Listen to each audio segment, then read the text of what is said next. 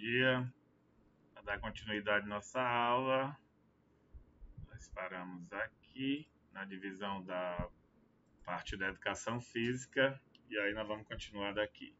Então, como eu havia dito, a educação física está dividida nas eras, historiograficamente são estruturadas, e aí a partir da antiguidade, principalmente a antiguidade clássica, a educação física se firma como atividade importante na vida dos homens, né?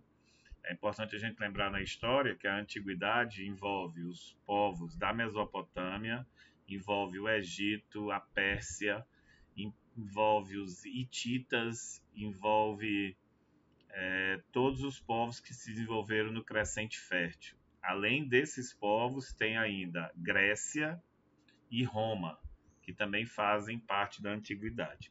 Todas essas civilizações elas se desenvolveram no mesmo período histórico. Porém, elas tiveram importâncias diferentes em determinados períodos do desenvolvimento delas. Mas a educação física esteve presente em todos eles. Na Idade Média, a educação física foi posta de lado, o exercício físico foi encarado muitas vezes até como pecado, e aí, por conta do pensamento da Igreja Católica, a atividade física foi estacionada, ela deixou de ser uma prática desenvolvida pela população e ela ficou eminentemente restrita ao desenvolvimento bélico, a parte dos combates e das lutas. Na Idade Moderna, a gente começa a fundamentar os princípios da educação física e a partir daqui a gente vai entender como é que se monta uma aula, quais são os princípios pedagógicos para se ter uma aula. Na Idade Contemporânea, a gente aprofunda essa fundamentação e sistematiza a educação física. Então, a partir da Idade Contemporânea, a gente consegue organizar um sistema de treino a partir de exercício físico que promova algum tipo de desenvolvimento. O futuro da educação física está em aberto por conta ainda dessa evolução tecnológica que nós estamos vivendo na Idade Contemporânea. Então, a Idade Contemporânea é essa que a gente está vivendo agora, e aí futuramente a gente não sabe como isso vai se comportar, principalmente por conta da evolução tecnológica que a gente está participando. E essa evolução tecnológica que a gente está participando, ela interfere diretamente na sociedade dos indivíduos, né? O sedentarismo, que é um mal muito grande, está voltando cada vez mais com força por conta dos incrementos tecnológicos que diminuem a prática humana e aumenta a interferência tecnológica. O exercício na educação física ele é dividido em dois tipos. O exercício que a gente diz que é sistematizado, ou a educação que é sistemática, que é aquela organizada a partir de um planejamento pedagógico, é essa daqui que a gente faz dentro da escola, onde você precisa planejar, organizar, desenvolver as tarefas para que elas sejam desenvolvidas com seus alunos, e uma educação física assistemática, que é aquela que não tem um sistema organizado e planejado. Ela ocorre de maneira espontânea e muitas vezes ocasional, que é aquele sujeito que nunca fez nenhum tipo de exercício, mas no final de semana ele vai jogar bola com os colegas. Ou aquela pessoa que não gosta muito de fazer exercício físico, mas no final de semana pega uma bicicleta para dar um passeio. Então, esses dois tipos de educação física, eles existem, e é a partir desses dois tipos que a gente organiza todos os processos relacionados à prática da educação física. Então, a educação física espontânea e ocasional, ela é predominantemente feita através de exercícios naturais, que é correr, lançar, rastejar, subir, trepar. Então, esses exercícios naturais são a base dos exercícios espontâneos, que são os exercícios que a gente naturalmente faz no dia a dia da gente, nas AVDs, atividade das vidas diária. Outra questão também relacionada com o exercício espontâneo na pré-história é a preparação para a guerra.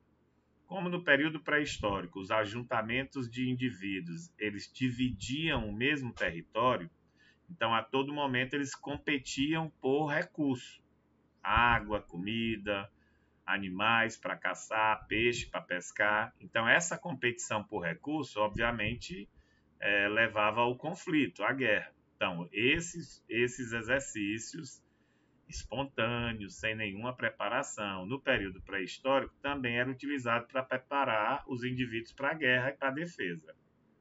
Nesse período pré-histórico, a educação física assume os exercícios naturais, os exercícios utilitários, são aqueles que são feitos no dia a dia para fazer as atividades diárias, os exercícios rituais, muitas atividades físicas eram feitas em função de um deus, que podia ser a lua, o sol, a chuva, e os exercícios recreativos, que também eram desenvolvidos a partir da promoção de uma atividade recreativa. Então, esses exercícios, como por exemplo, nadar numa lagoa, nadar no rio, brincar numa árvore. Então, isso tudo era feito no período pré-histórico e tinha essas características aqui. Na antiguidade, vários povos da antiguidade, como eu disse para vocês, todos eles se desenvolveram ao mesmo tempo, contribuíram para a educação física de maneira específica. A contribuição não foi só dos povos do Ocidente, do nosso lado, mas também dos povos do Oriente. Lembrando que o Oriente já tinha uma história mais consolidada por ter um período historiográfico maior. Então, veio do Oriente os jogos, algumas lutas como Kung Fu, Jiu-Jitsu, o jogo de polo, que é aquele que a pessoa monta no cavalo e eles ficam batendo uma bola para ela chegar numa trave. Então, todas essas contribuições, elas foram recebidas do Oriente e elas foram introduzidas dentro da prática da educação física. Aqui do nosso lado, do lado ocidental, também houveram algumas contribuições. Então, do Egito, nós herdamos o boxe, a luta livre, a natação e o remo. A natação e o remo, principalmente, porque se a gente lembrar da história, o Egito era fruto do Nilo, do rio Nilo. Então, a presença da água era algo bem comum na população egípcia. Por isso, o desenvolvimento da natação e da atividade de remo era também quase que obrigatório. A luta de boxe aqui que o Egito contribui não é o boxe que a gente entende hoje. É um boxe parecido com o que tem hoje, que lá na frente, quando a gente estiver falando da antiguidade clássica, principalmente na Grécia, ele reaparece com o nome de pancrácio. Como é que funcionava esse boxe? Era uma luva feita de gaze, essa gaze era enrolada na palma da mão da pessoa, depois ela é embebida numa resina, e essa resina entrava em contato com vidro para formar a luva de caco de vidro quebrado.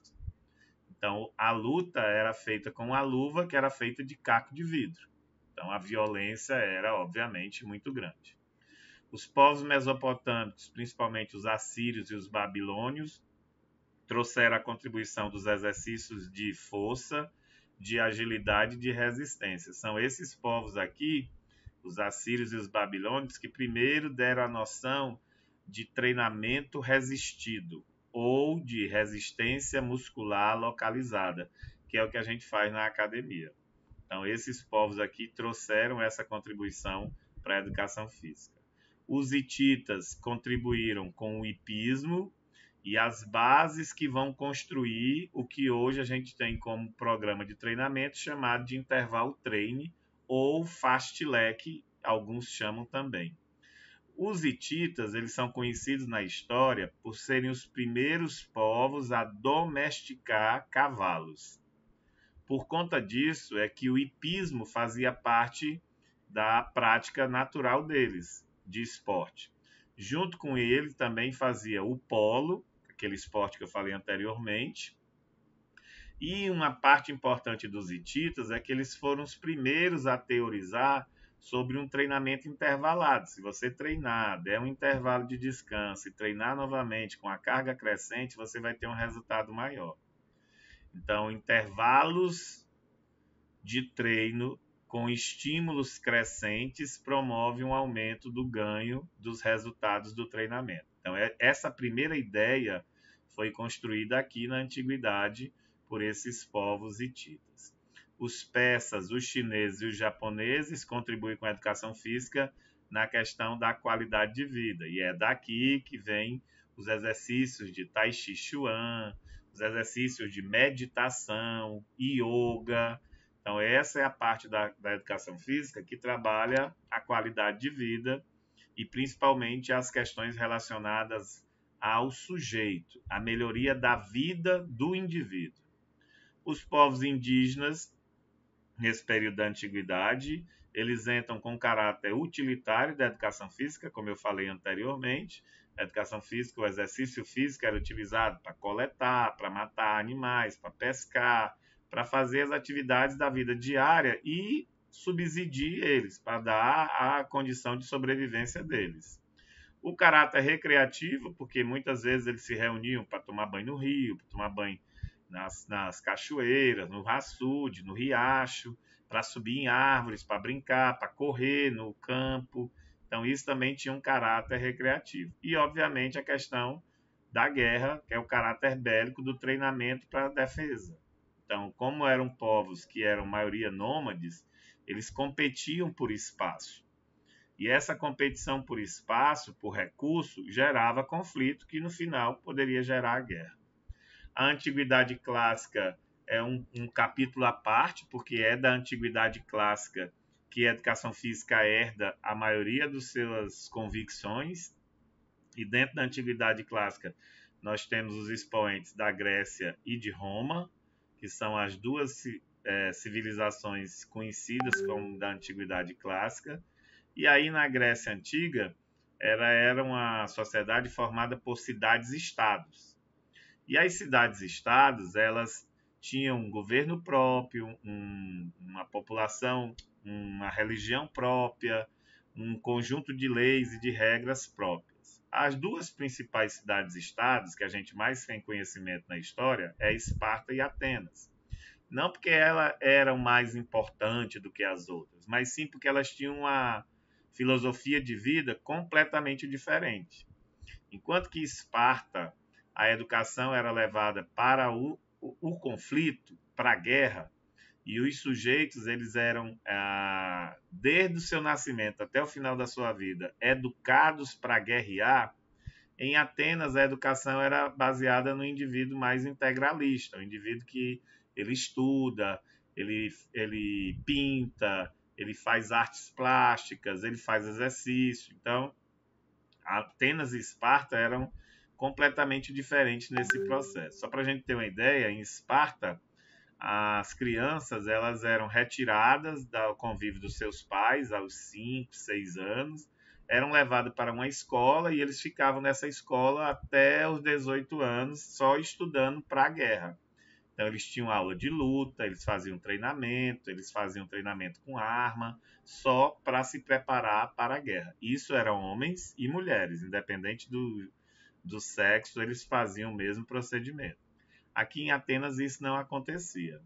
Aqui em Esparta também existia uma tolerância zero em questão do corpo. Então, quando as crianças nasciam com alguma deformidade, algum problema no corpo, eles eram imediatamente sacrificados pela própria mãe. Então, a mãe cortava o cordão umbilical, amarrava no pescoço da criança e ali ela já matava a criança sufocada. Existia o abismo dos sacrifícios. Era um lugar alto que as mães iam lá e jogavam seus filhos para morrer, porque eles nasciam com alguma deformidade no corpo. O culto ao corpo é algo bem característico da Grécia Antiga. E isso a gente pode perceber até nas imagens que a gente vê sobre história da Grécia. Se você pegar qualquer livro de história e for olhar a Grécia, você não vai ver uma estátua gorda. Todas as estátuas são bonitas, o músculo é aparente, todos são muito bem desenhados, porque eles pensavam nessa ideia do corpo perfeito. Essa ideia, que é uma ideia grega, ela foi repassada até os dias atuais e é essa ideia que embasa a educação física.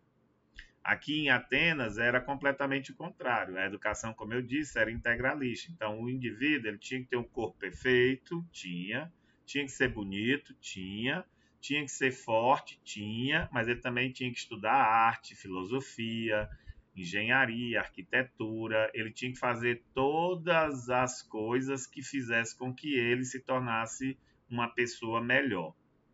Então, a educação para Atenas, ela passa por esse processo de desenvolvimento maior. Por isso que entre Esparta e Atenas existe essa distinção muito grande. Mas apesar de aqui em Atenas ter ainda essa liberdade comparada com Esparta, a ideia do corpo perfeito aqui também ainda existe. Então aqui as crianças não eram mortas, mas elas eram retiradas do convívio da sociedade e colocadas num asilo, num lugar que eles ficavam lá separados de todo mundo. Então, se uma criança nascesse com alguma deficiência, alguma deformidade, alguma doença, ou fora do peso, mais magrinho, ele era retirado da família e levado para esse lugar como se fosse um depósito de leprosos, e lá ele ficava até o dia dele morrer, mas ele não podia ter convívio com a família nem com a sociedade. Então, você observa que o pensamento grego, do ponto de vista da atividade física, é um pensamento bem forte. E é esse pensamento forte que é repassado até os dias de hoje. Quando passa o tempo e o Império Romano ganha força, e aí Roma invade a Grécia, esse pensamento do culto ao corpo, do exercício físico como sendo importante para o corpo, é também introduzido na cultura romana. Só que aqui na cultura romana, a base foi a luta de gladiadores, que era uma luta extremamente sangrenta, onde dois homens, ou homens e mulheres, ou mulheres contra animais, ou animais contra homens, eram colocados dentro de uma área, um espaço, uma arena, e lá eles tinham que lutar até a morte. Se você quiser saber mais sobre essa figura dos gladiadores, existem vários filmes que falam sobre isso. Spartacus é uma série que trata de gladiadores. O próprio Gladiador, que é um filme, também trata dessa vida dos gladiadores. Então, isso era comum na sociedade romana. E, obviamente, os gladiadores eram encarados como figuras importantíssimas, porque eles eram atletas, era encarado como um esporte, tinha torcida para aquele gladiador que mais matava. Então, tudo isso era valorizado dentro da sociedade romana. Claro que o Estado romano, ele se valorizava disso para dominar a população, porque ele fazia a política do pão e circo, que ficou muito conhecida na história. A política do pão e circo era ele distribuir comida e bebida dentro das arenas dos gladiadores durante os espetáculos de gladiadores. Esses espetáculos de gladiadores, eles já eram chamados de jogos. E esses jogos podiam durar 15 dias, 20 dias, 7 dias, 30 dias, ia depender da organização do evento.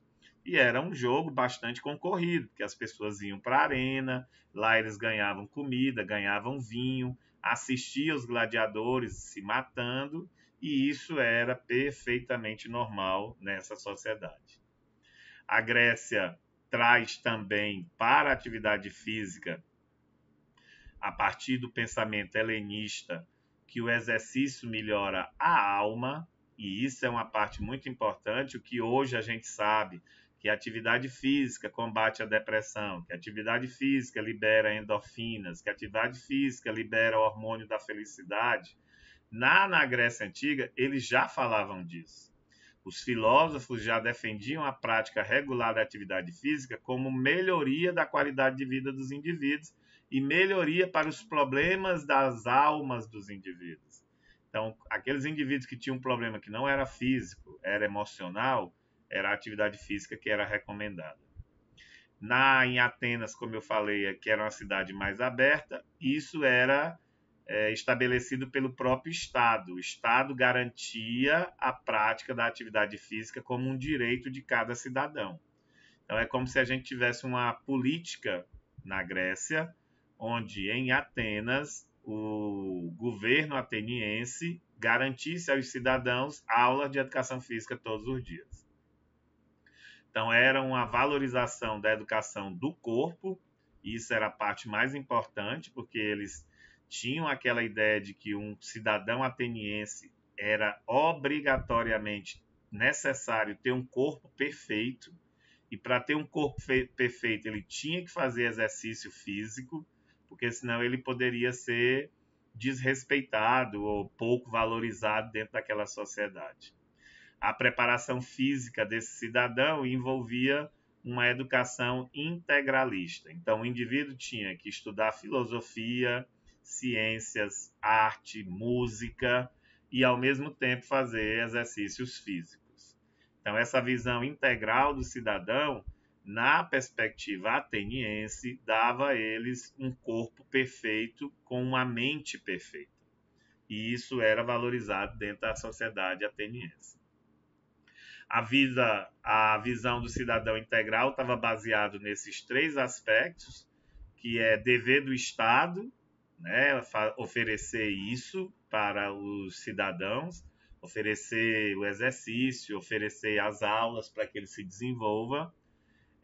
Esse cidadão, a partir desse exercício físico, tem que desenvolver a parte militarista, porque, como eu falei anteriormente, as cidades-estados gregas, elas eram concorrentes entre si e elas viviam em guerra.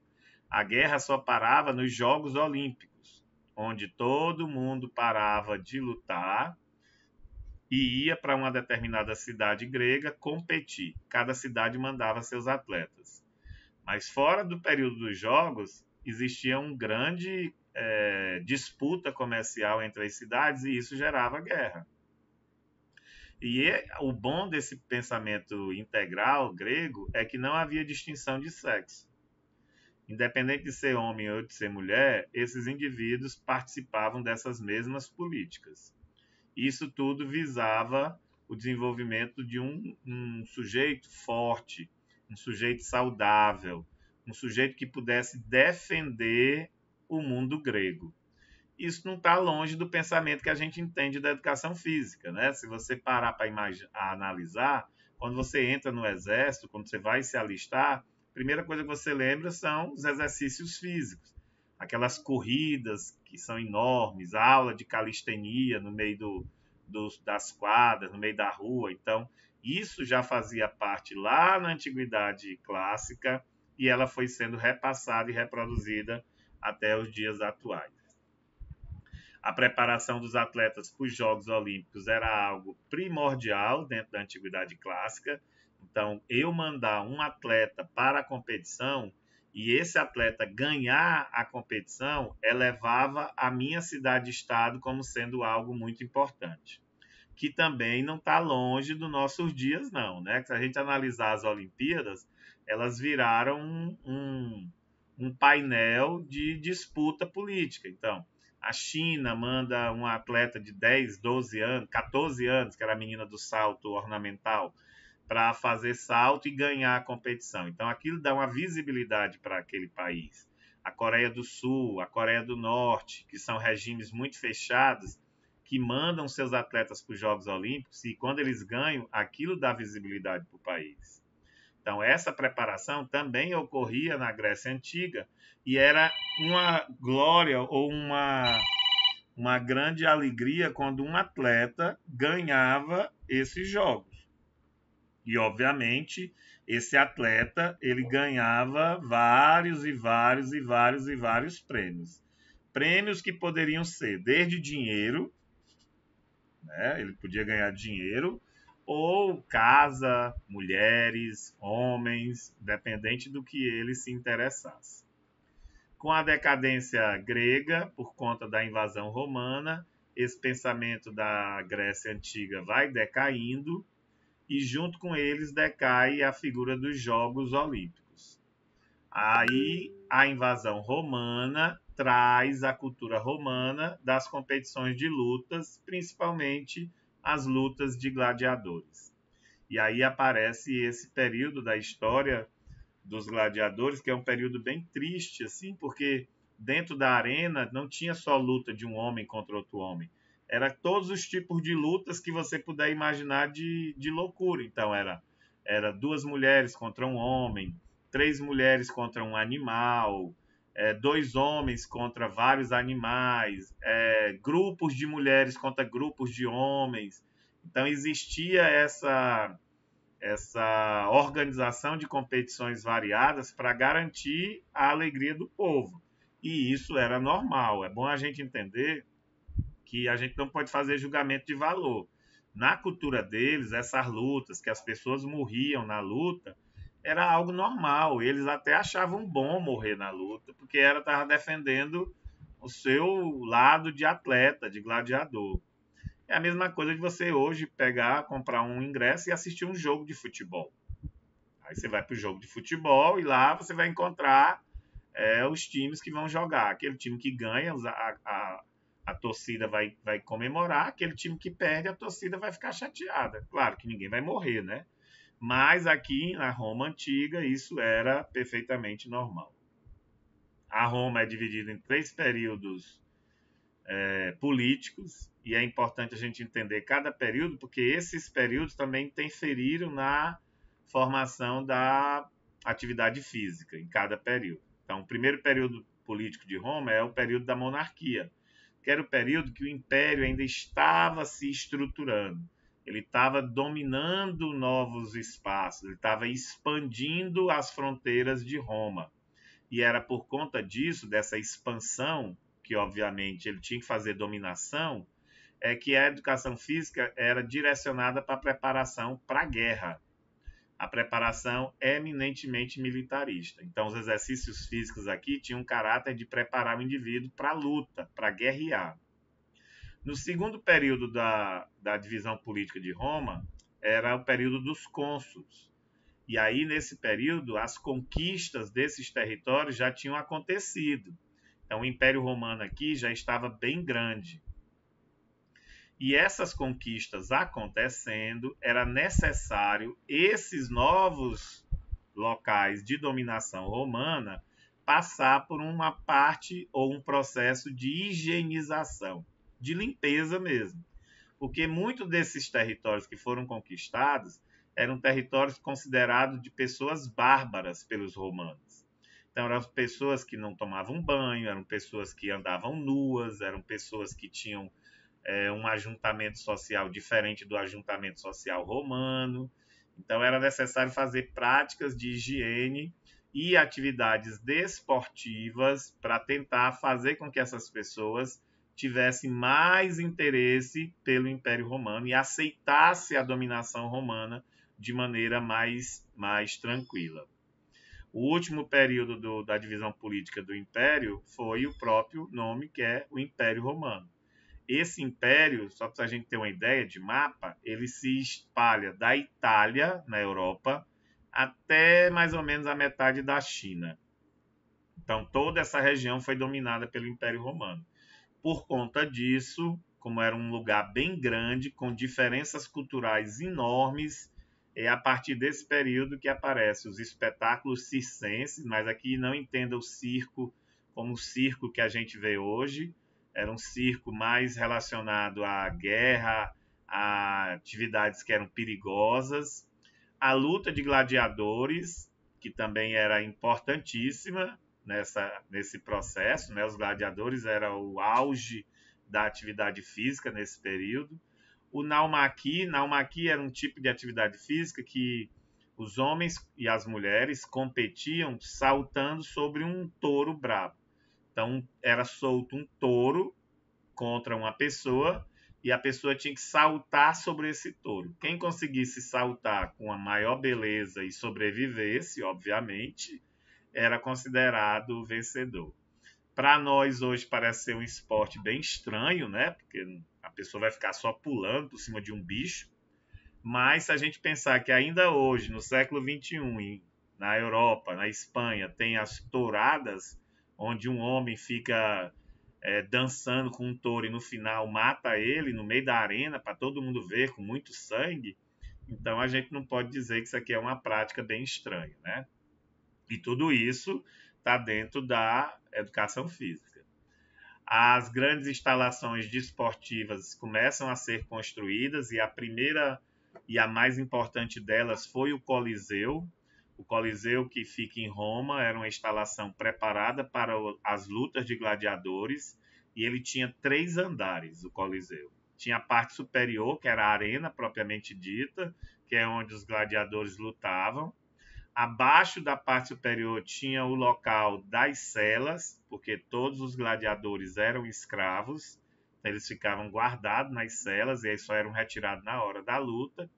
E a última parte do Coliseu, lá embaixo, era os vestiários, os banheiros e o local de a dispensa do corpo, né? Porque quando os gladiadores eram mortos, eles eram levados para esse local, lá eram feitos os procedimentos religiosos e o corpo era incinerado, era queimado.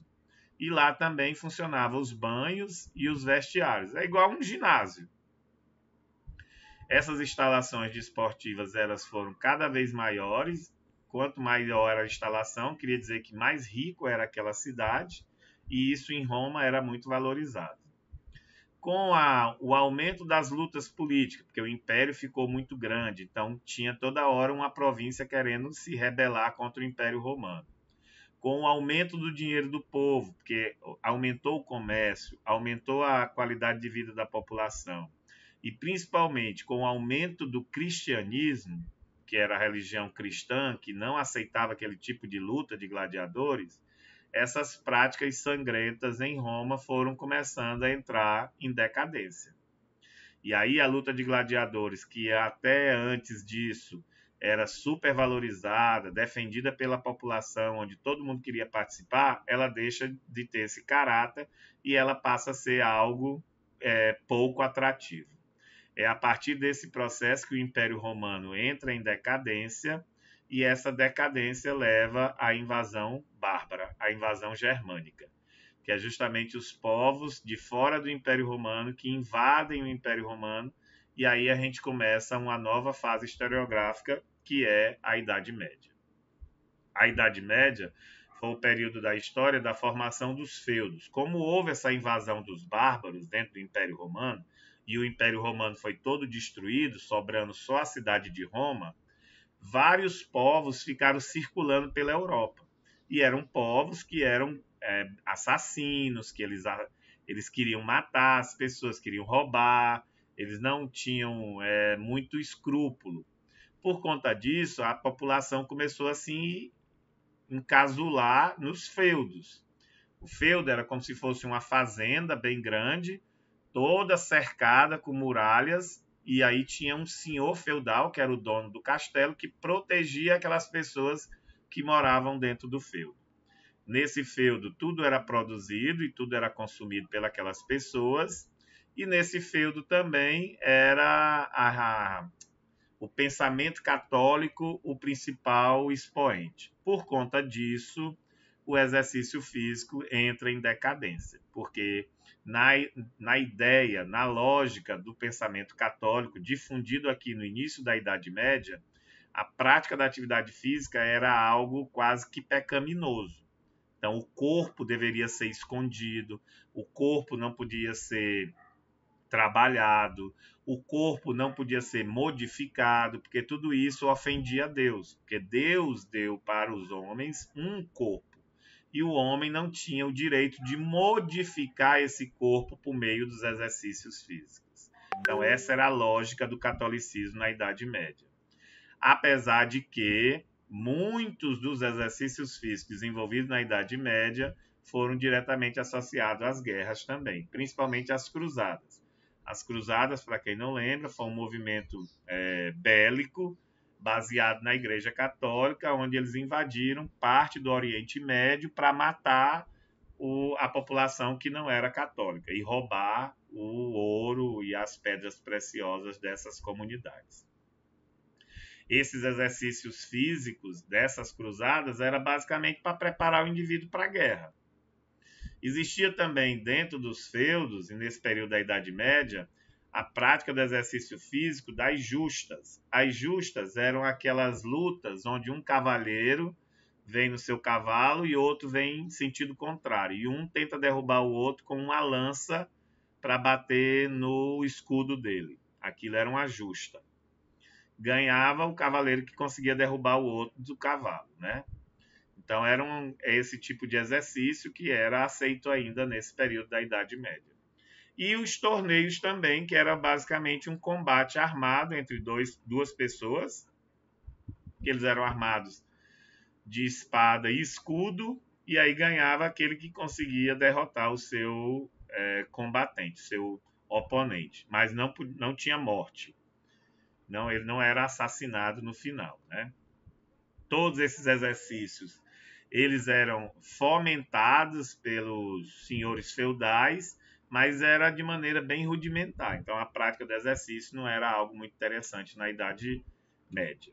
Veio a Idade Moderna e com ela veio o movimento renascentista, onde o movimento renascentista reaviva as ideias lá da antiguidade clássica, principalmente da Grécia, onde o exercício físico é a parte mais importante, onde o exercício físico promove o bem-estar dos indivíduos e o exercício físico volta novamente a ser valorizado. Aparece aqui no Renascimento o pensamento humanista, onde eu tenho que desenvolver o ser humano na educação, na moral e na parte física. Então, esse pensamento humanista faz com que o exercício físico retome a sua importância, porque tudo isso vem do pensamento grego que o movimento renascentista resolve reviver nessa idade moderna. Esse pensamento grego e esse movimento renascentista promove a sistematização de alguns tipos de ginástica. E para isso apareceu alguns indivíduos que organizaram essas ginásticas, que eram os pedagogos. Então, o Erasmo de Roterdã, ele vai fazer primeiro guia de ginástica que se tem conhecimento. O Calvino vai escrever defendendo as práticas da atividade física como sendo algo importante para a vida do homem. E aí vai seguindo vários outros filósofos que também defenderam a educação física e escreveram fazendo vários manifestos defendendo a educação física. Então, na Itália tem o Maffeo, o Vergil, o Leonardo da Vinci, esse aqui é o Leonardo da Vinci mesmo, aquele que pinta. O Michelangelo também é aquele que pinta. Na França tem o Rabelais, o Montaigne, Rousseau. Na Inglaterra, o Francis Bacon, John Locke e o Thomas More. Na Alemanha, o Hoffmann. Na Espanha, o Vives. E na Suíça, o Pestalozzi. Todos esses filósofos e pensadores escreveram tratados e teoremas sobre a importância da educação física para o desenvolvimento do indivíduo. E isso, obviamente, era passado para a sociedade e a sociedade começava a entender que realmente a educação física era importante. Eles influenciaram os criadores dos métodos clássicos de educação física e, a partir do pensamento desses filósofos, houve uma sistematização das aulas de ginástica. Então, esses três principais pedagogos aqui, primeiros, eles fizeram os princípios pedagógicos da educação física. E como o próprio nome diz, são princípios, foram os primeiros escritos mostrando a importância do exercício físico e da ginástica para o desenvolvimento do indivíduo. Então, o Bezendorf, o Ling e o Amoros são esses indivíduos. Esses movimentos doutrinários eles se espalharam na Europa inteira, lembrando que nesse período aqui, da Idade Moderna, início da Idade Contemporânea, a Europa era o centro de toda a inteligência do mundo. Então, tudo que era feito na Europa era bom para o resto do mundo. Então, na Alemanha, na Suíça e na França, eles desenvolveram cada um seus movimentos doutrinários relacionados à educação física. A Inglaterra aparece com o desenvolvimento de jogos desportivos, e não é por acaso, foi na Inglaterra que se inventou o futebol, dentre outros esportes. Nesse processo, é grande a movimentação desportiva mundial, que nem sempre é ajustada no quadro educacional pelos aspectos de caráter profissional, político e espetacular. Ou seja, a prática do exercício físico estava em alta no mundo todo. Porém, dependendo do país, isso era utilizado por um meio político, ou para valorização profissional dos seus indivíduos, ou para fazer um espetáculo mesmo, uma coisa que chamasse a atenção do mundo. Mas tudo isso aqui acontecia no final da Idade Moderna, no início da Idade Contemporânea. No movimento germânico, que foi lá na Alemanha, o Jan foi o criador da ginástica alemã, e essa ginástica alemã é o que hoje nós conhecemos com o nome de calistenia, que era impregnada de nacionalismo, era baseada em exercícios de força e bastante energético, e foram os exercícios utilizados para treinar e valorizar o nazismo. Então, a calistenia, que a gente conhece hoje, nasceu aqui no movimento alemão, com a ginástica chamada de ginástica alemã. Essa ginástica alemã, da educação física moderna, ela introduz a parte rítmica, então eu trago o movimento a partir da música. Ela introduz o técnico pedagógico, onde tem uma pessoa que vai me orientar, e ela introduz a parte desportiva. Tinha práticas esportivas associadas com isso. Desses expoentes principais, nós temos o Rodolphe Bodin, que foi o primeiro a organizar a ginástica feminina com música, que o que hoje nós fazemos de ginástica localizada, ou aquela ginástica aeróbica que você bota a música, ou step, ou jump, que tem música para acompanhar o movimento, foi idealizado por esse homem aqui lá na Alemanha. O Gutsmuth, que ele traz a educação pelo movimento, que é o que hoje nós chamamos de educação psicomotora, e ele também foi um dos primeiros a teorizar sobre a importância disso. E o Heim, que trouxe o conceito de medicina desportiva e da biomecânica. Então, até então, não existia uma medicina especializada para o esporte. Foi a partir dos estudos do Heim que isso aconteceu.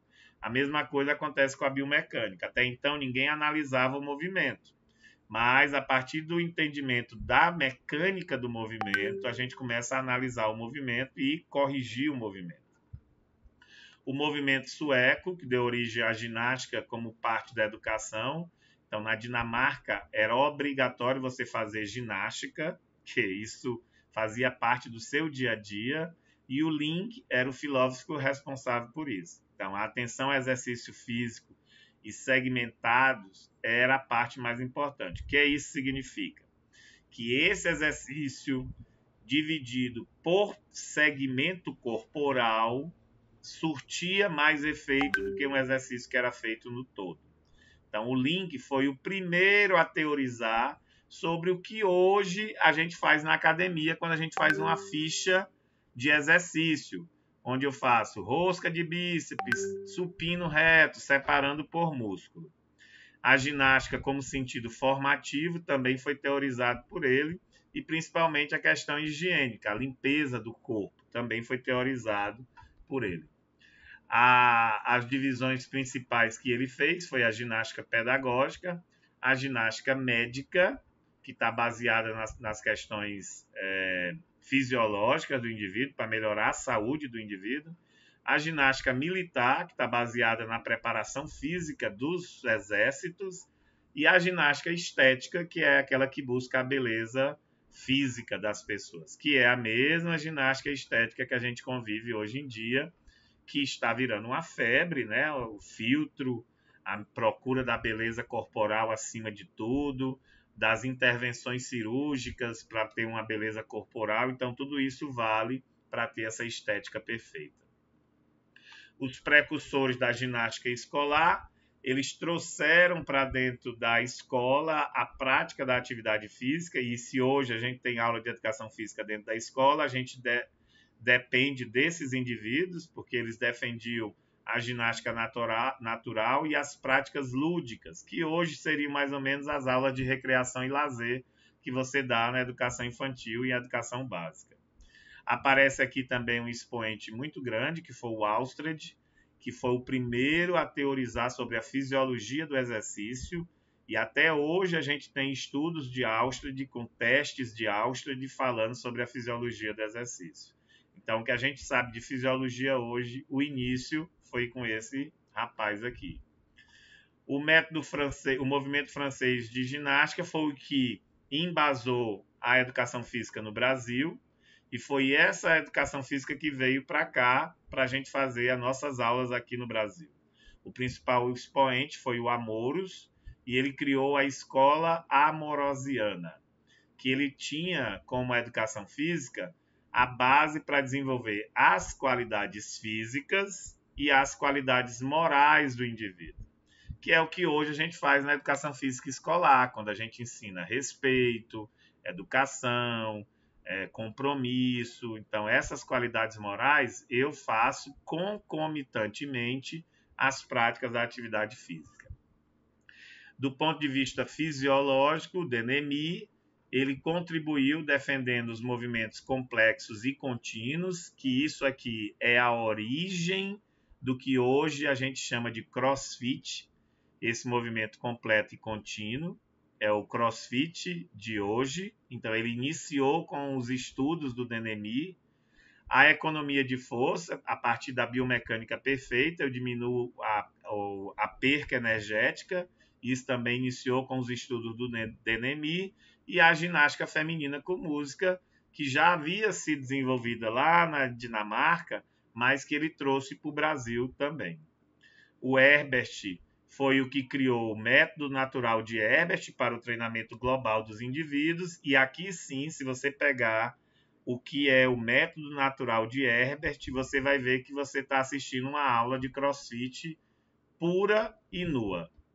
Então, o CrossFit não é algo novo, foi criado agora. Ele é uma releitura desse método natural de Herbert, que foi desenvolvido a partir da metodologia francesa, que foi introduzida no Brasil. Então, isso é importante a gente entender, que as coisas que nós vivemos hoje, elas não nasceram do nada. Elas tiveram uma origem histórica e que algumas permanecem e outras sofrem modificações. Na França também nós tivemos o Joinville Pontier, que defendia a educação desportiva, e aqui ele introduz o que nós chamamos aqui no Brasil de esportivização, que é uma corrente pedagógica do ensino da educação física por meio da iniciação desportiva de determinados esportes. E aí ele substitui aquela educação obrigatória, né, o exercício físico obrigatório, por um exercício prazeroso a partir da iniciação desportiva. Então, o que é melhor? Eu dar 30 voltas numa quadra ou eu aprender a jogar voleibol? Então, essa iniciação desportiva baseada no prazer foi fruto do método francês. E o que nós fazemos hoje na educação física escolar, de primeira a quarta série, com o desenvolvimento dos esportes, é também fruto desse método francês. A educação física se torna ponto importante na sociedade moderna, devendo ser desenvolvida dentro do ambiente escolar. Então, ela entra eminentemente dentro da escola e até hoje nós temos a educação física como parte importante do ambiente escolar para o desenvolvimento dos indivíduos. Beleza? Muito obrigado pela atenção e até a próxima.